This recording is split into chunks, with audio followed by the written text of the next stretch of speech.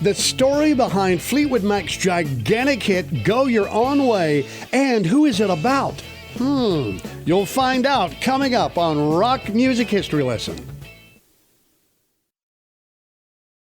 Lindsey Buckingham, singer, songwriter, and record producer, joined the popular rock band Fleetwood Mac in 1974, along with his girlfriend at the time, Stevie Nicks. A few years later, in 1977, Fleetwood Mac released their hugely successful album, Rumours, which sold over 40 million copies and became one of the best-selling albums ever. Stevie and Lindsey had previously recorded an album called Buckingham Nicks, which had received some modest attention but was largely overlooked. One day, while working on new music at Sound City Recording Studio, Lindsey went into Studio A, where Keith Olsen, who had worked on both Buckingham Nicks and Fleetwood Mac's first album, happened to be playing a song called Frozen Love from Buckingham Nicks. As it turned out, Mick Fleetwood, the drummer of Fleetwood Mac, was in the studio grooving along to the song. Lindsey greeted Mick and then returned to his work. A few weeks later, Mick reached out and informed him that their guitarist Bob Welch was leaving Fleetwood Mac. Mick then asked if he would be interested in joining the band. Lindsey hesitated and said, quote, "If I were to join, my girlfriend would have to come along too," unquote. The first album was released in 1975 and exceeded everyone's expectations regarding success. They had been touring and discussing the preparation for their second album.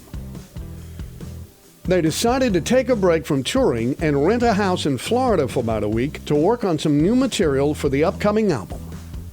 The very first song that came up during this session was Go Your Own Way. It was the initial track Lindsey wrote for the album that eventually became Rumours.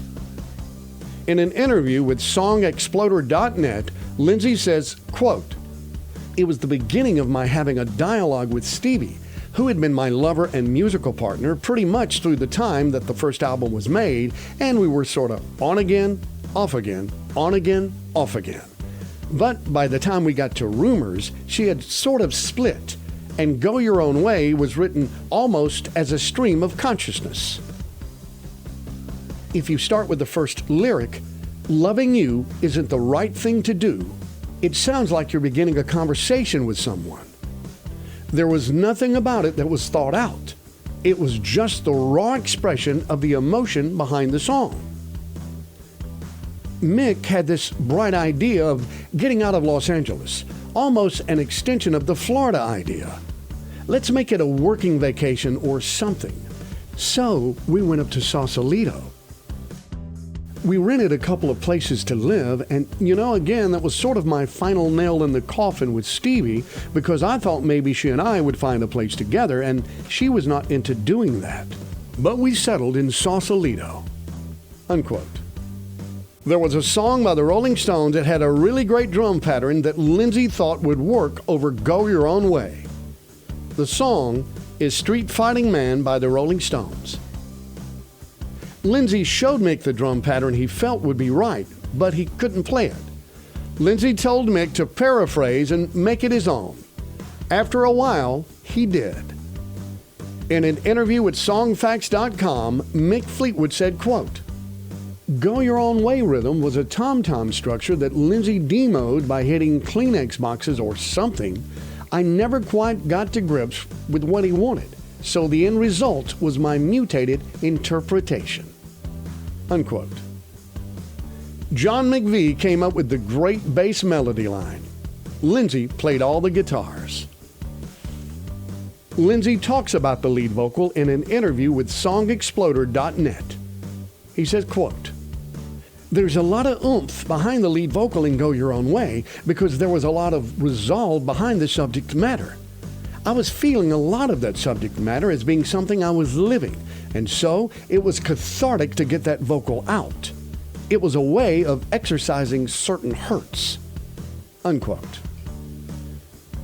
Buckingham says that Stevie experienced multiple relocations throughout her childhood due to her father changing jobs and cities, which happened approximately 6 or 7 times. However, this frequent change instilled a sense of rhythm as she grew uncomfortable with things that perished for too long. This observation is reflected in the chorus of the song Go Your Own Way, which suggests that one should pursue one's own path, but acknowledges the potential loneliness that may come with it. Ultimately, you may find yourself continuously isolated if you can't move past a particular situation. Stevie was unhappy with the lyrics, "Packing up, shacking up is all you want to do," which implied that she was unfaithful when they were dating. She asked Lindsey to remove the line, as she claimed she never cheated on him, but he declined to take it out. Go Your Own Way by Fleetwood Mac climbed to number 10 on the Hot 100 Billboard chart in 1977. If you enjoyed today's video, leave a comment. And if you haven't subscribed, hit that subscribe button. I'm KW Keene. Thanks for watching Rock Music History Lesson.